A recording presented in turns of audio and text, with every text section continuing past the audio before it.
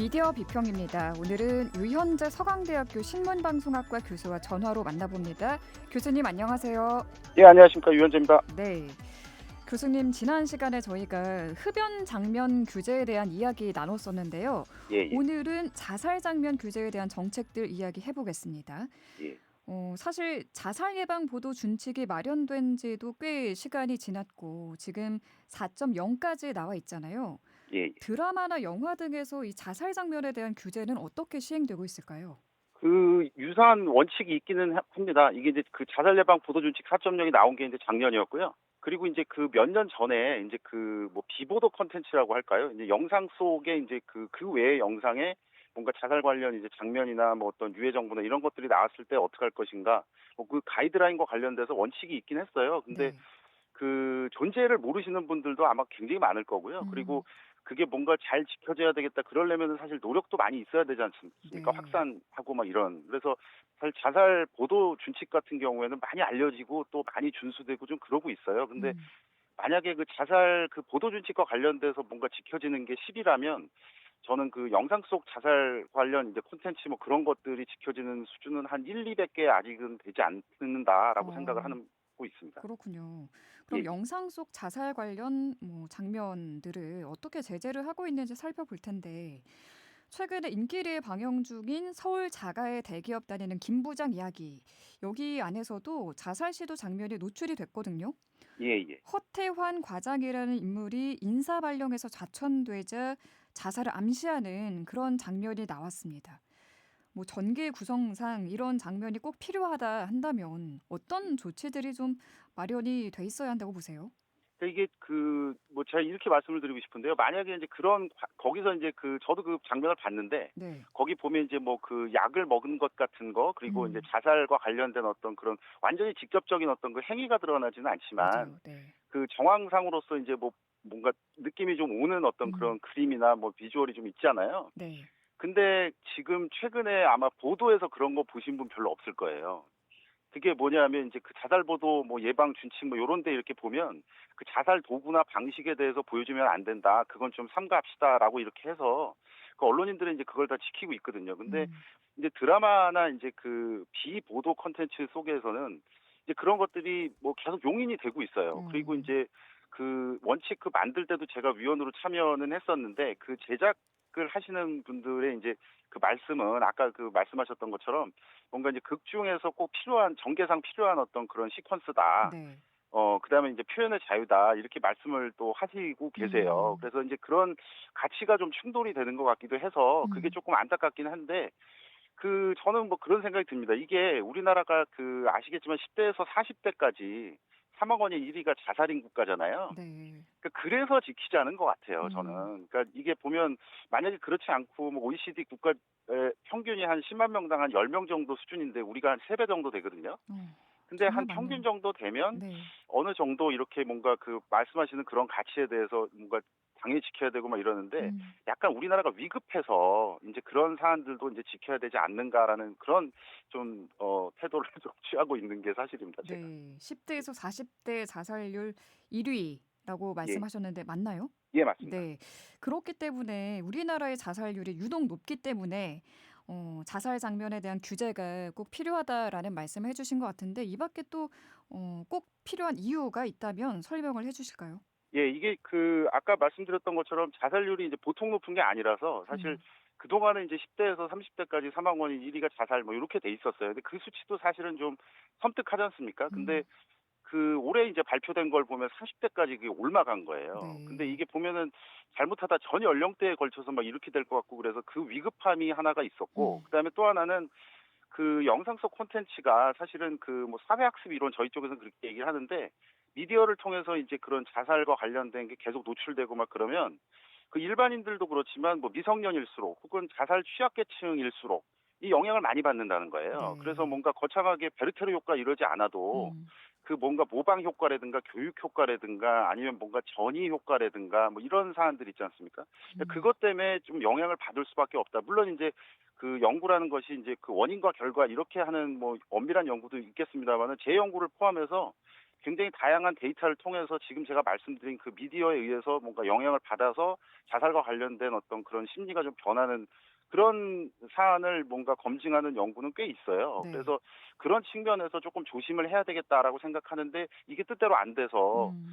지금 조금 안타까운 현실이 아닐까라는 생각을 해봅니다. 네. 사회학습 이론도 말씀해 주셨는데 그런데 참 의문이 들어요. 뭐 미디어에서 폭력이나 흡연 장면은 꾸준히 연구가 있고 또 제재 장치가 잘 마련돼 있는 반면 비교적 왜 이 자살 장면에 대한 연구는 없는 걸까요? 그러니까 저도 제가 연구한 걸 뭐 이렇게 체크를 해봤더니 이게 그 흡연과 관련된 연구를 저도 더 많이 했더라고요. 물론 음. 자살 예방 뭐 미디어 이런 것과 관련돼서 연구를 하긴 했습니다만 네. 제 생각에는 그 아주 좀 심플할 것 같습니다. 그냥 노력의 끝인 것 같아요. 그동안 이제 흡연이나 뭐 음주 장면이나 이런 것들은 저변이 확대되면서 뭔가 아젠다가 세팅된다고 그러지 않습니까? 음. 그렇게 됐어요. 근데 자살 장면과 관련된 것은 이게 그 뭐랄까 그냥 뭐 생활의 일부라고도 볼 수도 있고 아니 그거는 개인차와 관련돼서 어떤 개인의 탓을 해야 되는 거 아니냐 뭐 이런 가치관도 있을 수 있고 그리고 음. 무엇보다 콘텐츠를 만드는 어떤 그 분들에게 뭔가 그런 요청을 했을 때 이게 뭔가 잘 준수가 되기가 쉽지가 않은 구조가 돼 있기도 해요. 그리고 또 자살이란 게 우리가 참 인정하기는 싫지만 문화 속에 좀 녹아 있는 것들도 있거든요. 그러니까 네. 이게 참 세계 일이면은 그 이유가 있다고 그 문화 속에서 어떤 그런 것들을 좀 넘어가는데 참 쉽지 않은 어떤 사안이 되고 있고요. 저는 그래서 어쩌면 우리나라 지금 이 현실, 세계 1위라는 현실과 이게 맞닿아 있지 않는가라는 생각이 좀 들어서 음. 지금이라도 뭔가 연구하고 그다음에 뭔가 가치관에 대해서 좀 퍼뜨리고 음. 그다음에 가이드라인 만들어서 지켜야 될 거 지키고 사회적으로 합의하고 이 방법 외에 뭐가 있을까라는 생각이 드는데 그동안 흡연이나 음주나 폭력이나 이런 것들은 조금 꾸준히 돼 왔었는데 자살과 네. 관련돼서는 제대로 좀 안 돼 있었다라는 말씀을 드리고 싶네요. 네. 교수님도 앞으로 좀 관련한 연구를 활발히 예. 해 주시길 바라면서 예예. 다음 질문 드릴게요. 예. 요즘은 유튜브나 OTT 같은 플랫폼을 통해서 뭐 누구나 24시간 자살 관련 정보에 접근할 수 있는 시대이지 않습니까? 예 맞습니다. 예. 이런 환경에서 영상 플랫폼들은 어떤 책임을 가져야 할까요? 예. 그 부분이 좀 답답한데요. 저는 영향력이 커지면 사회적 책임도 커져야 된다라고 생각을 하고 그 네. 사회적 책임에 대해서 좀 구체적으로 실현을 할 수 있는 어떤 그런 여건이 있었으면 좋겠다라는 생각을 하는 편입니다. 그래서 음.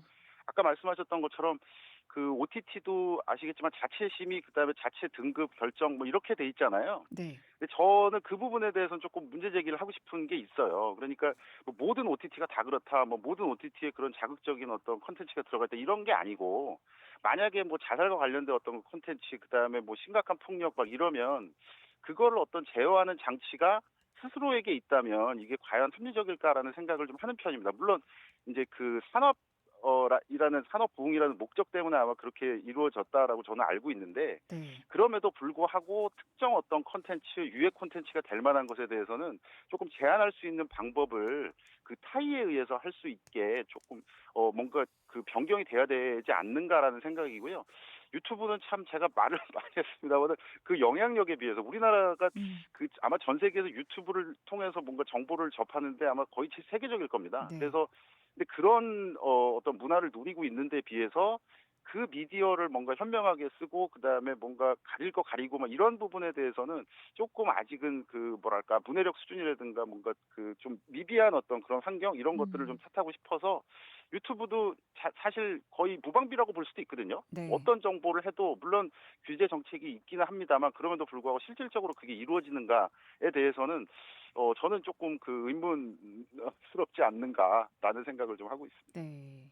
교수님이 참여하셨던 이 세미나에서 예.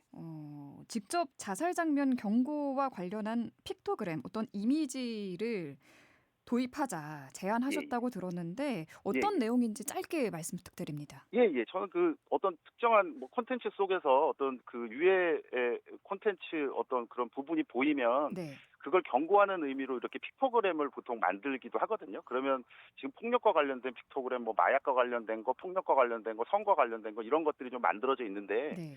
그게 자살과 관련된 것도 좀 있으면 어떨까라는 생각을 했어요. 그러면 이제 음. 두 가지 효과가 나오겠죠. 약간 네. 홍보 효과. 아, 이것도 뭔가 해서 자살과 관련된 어떤 그런 콘텐츠에 대해서는 이제 조금 유심히 보겠구나, 정부가. 음. 라는 어떤 그런 것들도 있고 일종의 선언인 것 같아요. 아, 이젠 자살과 관련된 콘텐츠도 뭔가 유해 콘텐츠로 이게 뭔가 간주를 시켜서 뭔가 우리가 규제나 뭔가 어떤 제한을 좀 하겠다라는 어떤 그런 정부의 선언? 이런 음. 것들 때문에 제가 한번 픽토그램으로 만들어서 한번 제안을 드려봤습니다. 그렇군요. 알겠습니다. 오늘 말씀 잘 들었습니다. 고맙습니다. 예, 고맙습니다. 네, 지금까지 유현재 서강대학교 신문방송학과 교수와 함께했습니다. 사실 확인이 필요한 허위 의심 정보에 대해 짚어보는 팩트체크 시간입니다. 선정수 팩트체커 전화로 만나보죠. 안녕하세요. 네, 안녕하세요. 네, 오늘 확인해볼 주제 교통 안전과 관련된 내용들입니다.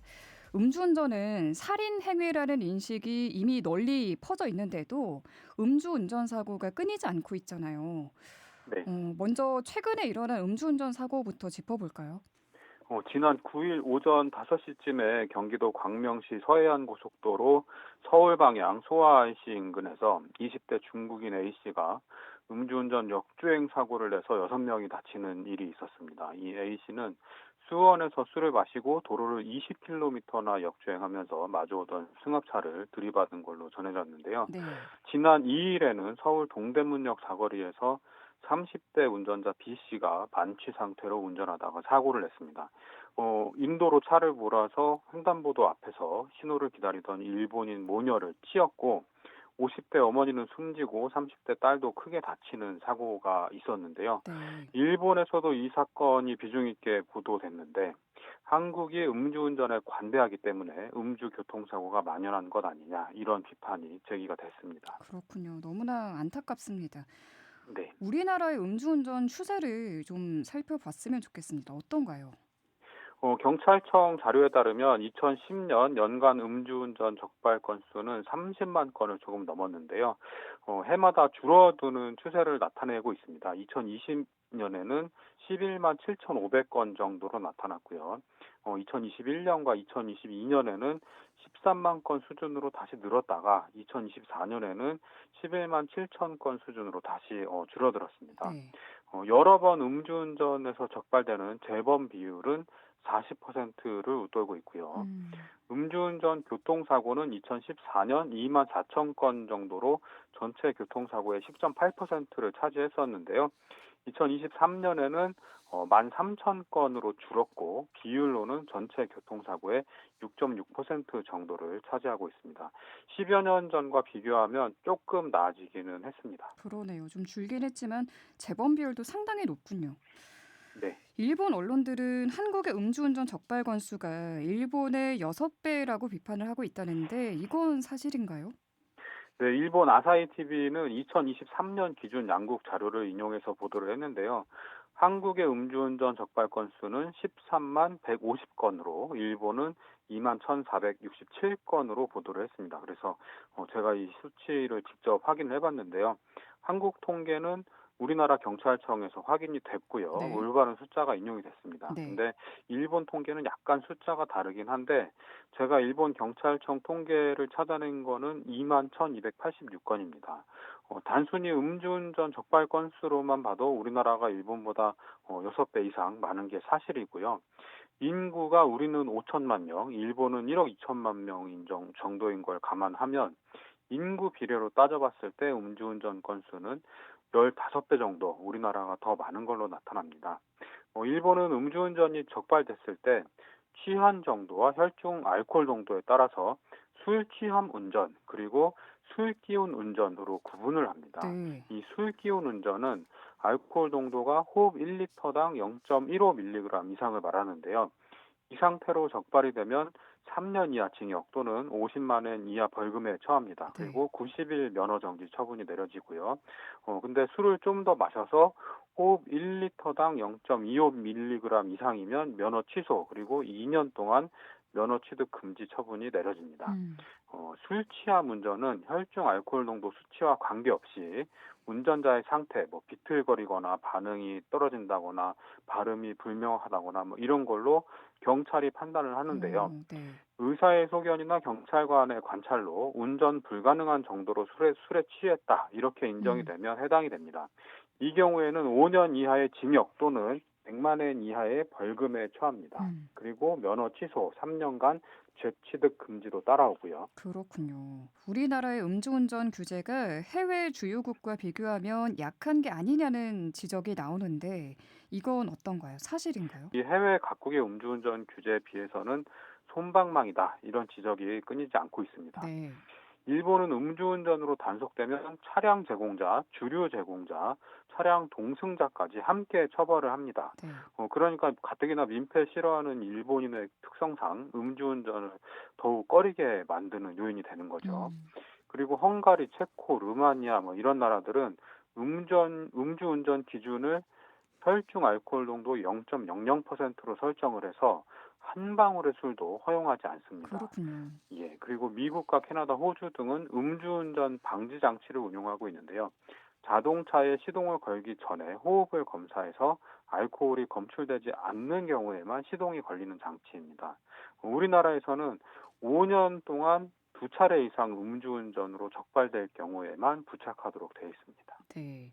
우리나라 처벌 규정 단속 기준이 강화되긴 했지만 여전히 해외 주요국과 비교했을 때 조금 처벌에 약한 감이 있는 건 사실이네요. 그렇습니다. 네. 이런 이야기도 있습니다. 최근 경찰의 출근길 교통 단속이 강화되면서 교통법규 위반과 관련된 헷갈리는 정보들이 굉장히 많이 나오고 있어요. 특히 끼어들기 위반에 대해서 혼선이 있는 것 같은데 이 내용 좀 정리해 주실까요? 네, 서울경찰청장이 최근에 교체되면서 이 출퇴근길 교통 개선에 역점을 두고 단속 및 계도를 진행하고 있다고 하는데요. 이 교통 단속 현장을 다룬 언론 보도를 보면 굉장히 억울함을 호소하는 분들이 많습니다. 특히 차선이 점선으로 된 구간에서 끼어들기 단속을 당한 분들이 음. 왜 위반이냐 이렇게 따져 묻는 장면이 많았는데요. 네. 흔히들 차선이 점선으로 그려졌으면 차로 변경이 가능하고 실선이면 차로 변경이 금지된다 이렇게 알고 있는데요. 이 끼어들기 단속과 관련해서 도로교통법 규정을 좀 살펴보면요. 도로교통법 23조의 규정인데요. 이렇게 돼 네. 있습니다. 도로교통법에 따라 정지하거나 서행하고 있는 차, 경찰 공무원의 지시에 따라 정지하거나 서행하고 있는 차, 위험을 방지하기 위하여 정지하거나 서행하고 있는 차, 앞으로는 끼어들기를 하지 못하도록 정하고 있습니다. 음. 그러니까 이 도로 분기점 같은 데서 빠져나가기 위해서 길을 줄게 줄을 서고 있는 상황에서 그 줄 뒤로 줄을 서지 않고 줄 서는 중간으로 들어가려고 한다면 단속 대상이 되는 거죠. 네. 뭐 도로 구조가 뭐 그렇다던가 누가 봐도 어쩔 수 없이 끼어들어야 되는 상황이 아니라면 음. 이미 전부 다 줄을 서고 있는 교통 흐름인데 나만 빨리 가기 위해서 중간에 끼어들기를 시도한다. 이렇게 되면 단속 대상이 되는 게 맞습니다. 알겠습니다. 네. 과속 단속 카메라 앞에서 속도를 줄이면 100% 카메라에 찍힌다. 네. 이런 콘텐츠를 본 기억이 있는데 이건 사실인가요? 사실과 좀 다른데요. 자동차 관련 매체들에서 자주 볼 수 있는 내용입니다. 뭐 제목이 단속 카메라 앞 브레이크 밟으면 100% 찍힌다. 경찰도 몰랐던 충격의 진실. 뭐 이런 제목들을 달고 나오는 콘텐츠들이 네. 있는데요. 이 단속 카메라 앞을 지나는 차량이 속도를 줄이면서 차체가 앞으로 기울어지는데 이때 번호판 반사율이 최대치로 높아진다. 이런 설명을 합니다. 그러면서 브레이크를 밟는 순간 당신의 번호판은 찍어달라고 외치는 셈이다. 이렇게 전하는데 음. 이게 과속하다가 단속 카메라를 만나도 브레이크를 밟지 말라는 식으로 읽힐 수가 있어서 음. 굉장히 위험한 내용입니다. 네. 현재 우리나라 도로에 사용되는 이 과속 단속 카메라는 크게 루프 검지식과 레이더 방식으로 나뉘는데요. 2020년 이후에 신설된 단속 카메라는 거의 모두가 레이더 방식이 적용된다고 합니다. 이 루프 검지식은 카메라 전방에 두 개의 검지선을 설치해서 도로에다가요. 차량이 이 두 검지선을 통과하는 속도를 측정하는 방식이고요. 네. 레이더 방식은 전자파를 발사해서 물체에 부딪혀 되돌아오는 반사파를 수신해서 속도를 측정을 합니다. 음. 단속 지점이든 아니든 규정 속도를 지켜서 주행하는 게 필요하고요. 단속 카메라 앞에서 브레이크를 밟든지 아니든지 규정 속도를 지킨다면 단속 카메라에 찍히지 않습니다. 네, 사실이 아닌 걸로 하겠습니다. 그렇습니다. 네. 운전 중에 휴대전화를 손에 쥐고 있기만 해도 단속된다. 이런 내용도 있어요. 네, 이것도 사실이 아닌데요. 이 포털 다음에 기사를 전송하는 카미유라는 채널이 있는데 이런 제목의 콘텐츠를 발행했습니다. 충격, 운전 중 이 행동 한 번에 면허 취소, 모르면 당신도 예외 없습니다. 이런 제목인데요. 뭐 기사 내용은 이렇습니다. 운전 중 스마트폰 사용, 잠깐만 문자 확인하면 되지 않나? 라고 생각했다면 큰 오산이다. 도로교통법 제49조는 운전 중 휴대폰을 손에 들고만 있어도 처벌 대상이라고 명시하고 있다. 통화는 물론이고 문자 확인, 내비게이션 조작, 심지어 음악 재생 목록 변경도 모두 위반이다. 이렇게 전합니다. 그래서 제가 도로교통법 이 49조를 찾아봤는데요. 모든 운전자의 주의사항을 정하고 있습니다. 자동차 운전 중 휴대전화 사용을 금지하고 있는데요. 그런데 몇 가지 예외 조항이 규정이 되어 있습니다. 네. 자동차가 정지하고 있는 경우, 그리고 긴급 자동차를 운전하는 경우, 각종 범죄 및 재해 신고 등 긴급한 필요가 있는 경우, 안전운전에 장애를 주지 아니하는 장치로서 대통령령으로 정하는 장치, 이게 이제 핸즈프리를 이용하는 경우인데요. 이렇게 정해져 있습니다. 그러니까 손에 들고만 있어도 처벌 대상이라는 내용은 전혀 사실과 다른 거죠. 좀 자세히 알아보고 기사를 쓰면 좋겠습니다. 그러게 완전히 좀 잘못된 정보였네요. 네. 요즘 5대 반칙 운전에 대해 단속을 하고 있다는 내용이 많이 보도가 되는데요. 이 5대 반칙 운전이라는 게 어떤 내용을 담고 있습니까? 이거 잘 알아두시면 좋을 것 같은데요. 새치기 유턴, 꼬리 물기, 정체 중 뛰어들기, 버스 전용차로 위반, 비긴급 구급차 법규 위반 이렇게 5개입니다. 네. 의외로 모르는 분들이 많은 게 새치기 유턴인데요. 유턴 구역 앞에서 대기 중인 차량을, 그러니까 이 줄줄이 유턴 구역 앞에서 유턴 구역에서 대기를 하고 있잖아요. 근데 네. 앞에서 대기하고 있는 차량을 무시하고 신호 바뀌었다고 뒤차가 먼저 유턴하는 행위를 말합니다. 그래서 네. 멀리서 보면 신호가 바뀐과 동시에 기다리고 있던 차들이 일제히 이렇게 유턴을 하게 되는 모습을 왕왕 볼 수 있는데요. 그 맨 앞에서 기다린 유턴 차량을 제외하고는 전부 다 단속 대상이 되는 거죠. 네. 이게 앞차의 진행을 방해할 뿐만 아니라 사고의 위험을 높이고 그리고 교차로 질서를 흐트린다. 이런 이유 때문에 집중 단속 대상에 포함이 됐습니다. 차로에 진입한 순서대로 신호에 따라서 주변 상황을 확인하면서 유턴해야 되고요. 네. 유턴 구역에 있고 유턴 신호가 떨어졌다고 해서 마음대로 뒤에 있는 차가 유턴을 한다고 하면 그 순간 단속 대상이 된다. 이렇게 알아두시면 좋을 것 같고요. 네. 그리고 단속이 시작된 지 꽤 오래됐는데도 아직도 근절되지 않는 게 이 교차로 내 꼬리 물기입니다. 이 교차로 정체의 주된 원인이 되고 있고요. 앞차가 교차로 안에 멈춰 있거나 신호를 받더라도 교차로를 빠져나갈 공간이 충분하지 않다면 진입을 하지 말고 정지선에서 대기를 해야 됩니다. 네. 특히 이 교차로 내부에 사각형으로 표시된 정차 금지 지대는 절대로 정차해서는 안 되는 구간입니다. 이곳에 진입했다가 적색 신호로 바뀌어서 멈출 경우에 다른 방향의 차량 통행을 방해하고 교통사고로 이어질 수 있기 때문인데요. 네. 그리고 이 고속도로의 버스 전용 차로는 청색 차선으로 구분이 돼 있고 9인승 이상 승용차 및 승합차만 통행을 할 수 있습니다. 그러니까 승용차와 12인승 이하 승합차는 6명 이상 승차한 경우에만 이 버스 전용 차로로 통행이 가능합니다. 네. 내 차가 9인승 이상이다. 이렇다고 해서 버스 전용 차로에 들어갈 수 있는 게 아니고 9인승 이상 차량이라고 하더라도 사람이 6명 이상 탔을 때만 이 버스 전용 차로로 들어갈 수 있다는 점을 명심하시면 좋겠습니다. 네.